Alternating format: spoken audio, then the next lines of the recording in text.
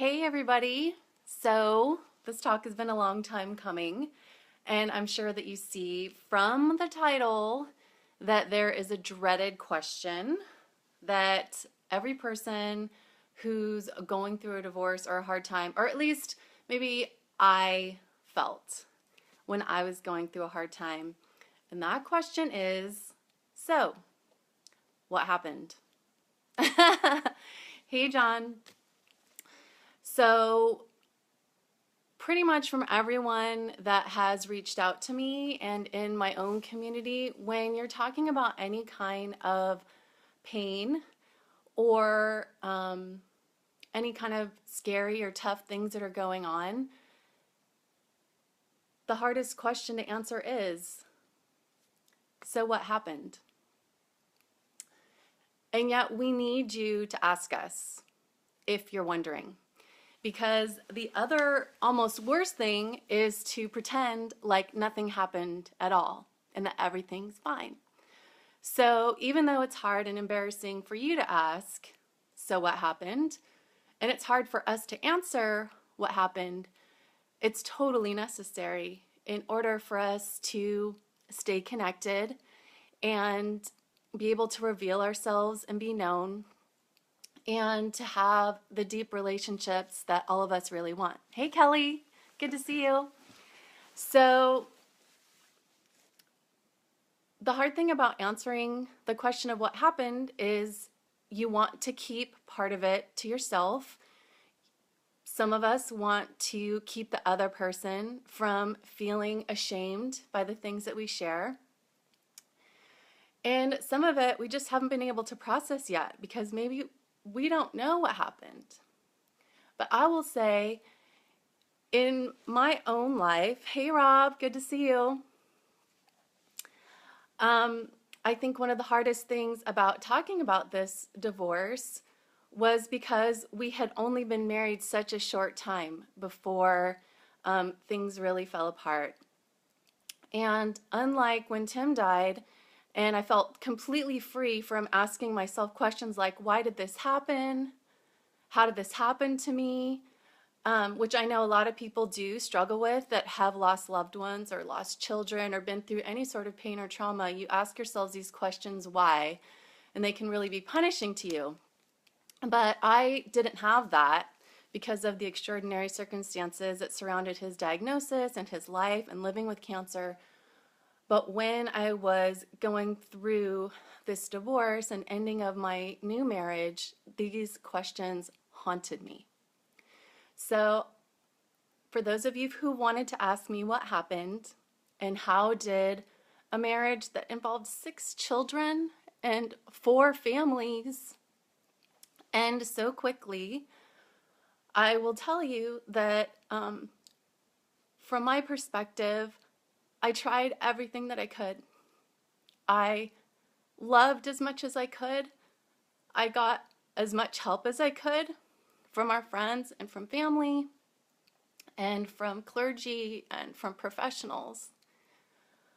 But really what it came down to in the end is having to choose between fighting for a marriage and the idea of marriage that's supposed to end, or to last until death do you part. So the choice was to try to fight for that idea and lose my very soul, my very heart, my very family, or to choose my soul and my heart and my family and my life and say, this marriage has to end. So I'm saving you a lot of the gory details because there is another person involved. And when you have a relationship with 2 people, it's never any one person's fault. Both of you come in and have your own issues and situations. But I will say that I had some non-negotiables because our marriage and our entire relationship had been built on a lie, which I didn't find out until we were married and we were already living together. And so the conditions that I had in order to continue to stay and build this relationship. Hey, Kelly, thank you for that. The conditions that I had in order to remain in the relationship were that, one, the lying needed to stop, and two, he needed to get a job. And he decided not to do any one of those things. And so I was left with a choice of trying to continue in a place where I didn't trust and I didn't feel loved, and I didn't, hey Rob, good to see you.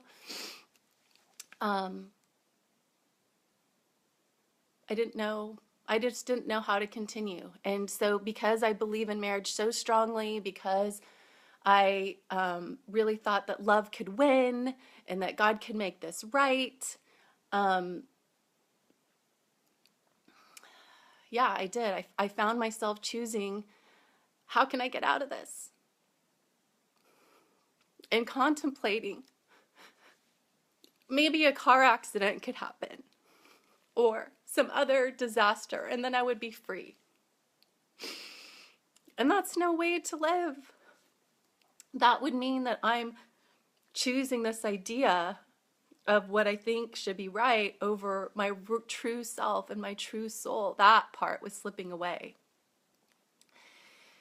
And so that's kind of, yeah, what led me, or even thinking what I'm showing my children about marriage, because they weren't old enough to see what it was like for me to love their father and for their father to love me.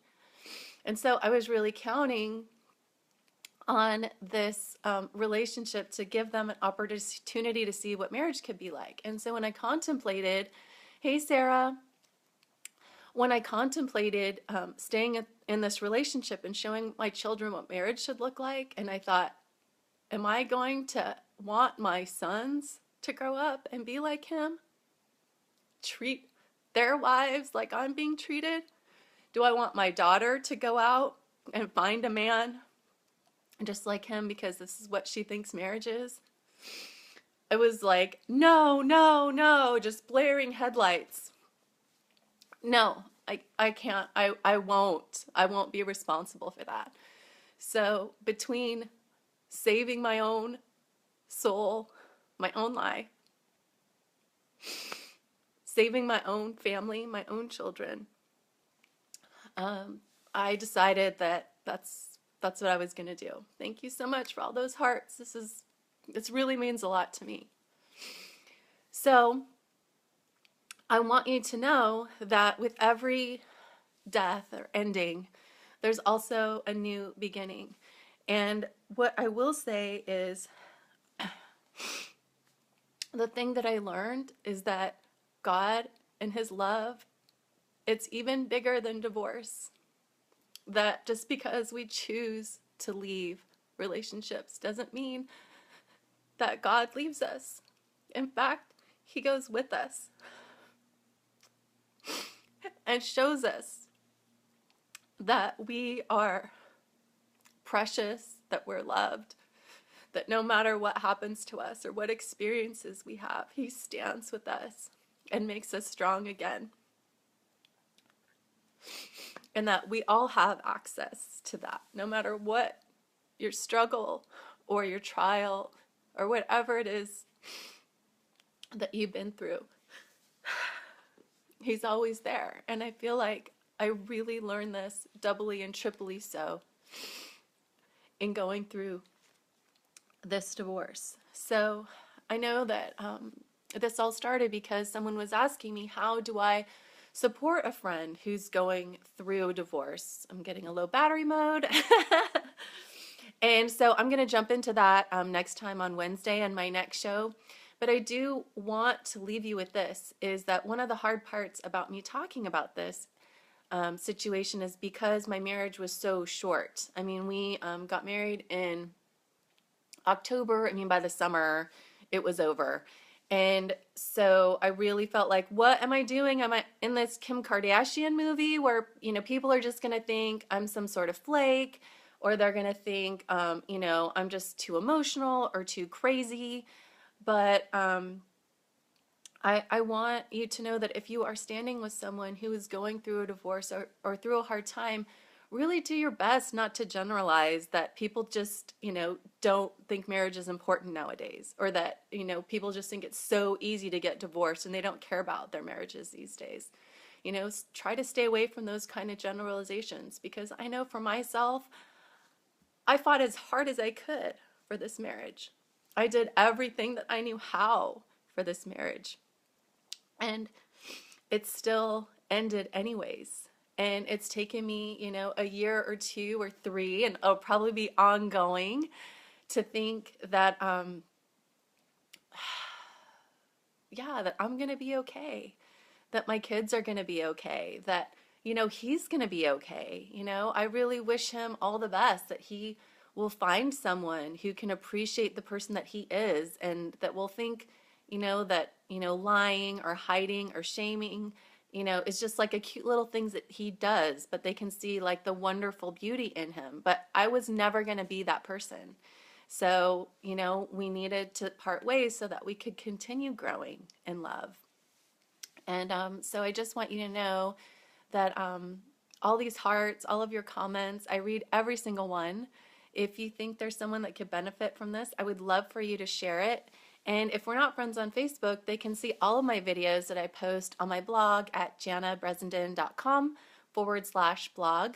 And if you have a story that you want to share with me, I always love hearing from you, either on private message or on email. You can reach me hello@jannabressenden.com.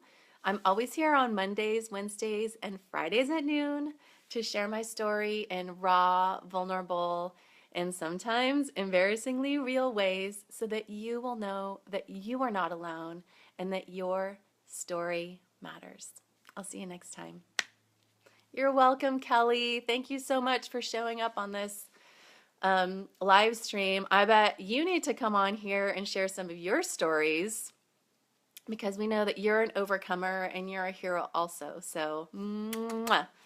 And John is saying, God says he is love. Yes, that is so true. It takes 2 people to say that they love each other and show God's love through them. And unfortunately, I think in some circles, and maybe even in some religious circles, they forget to say that because they're so busy, judging, or they get scared and don't know what to say. Or, maybe it like triggers a reaction in themselves, and then that gets projected onto the conversation. So yeah, I definitely want to talk about that on Wednesday. So thank you so much for that, John. I really, really appreciate it. So anyways, guys, love the thumbs up. We'll see you next time. Bye-bye.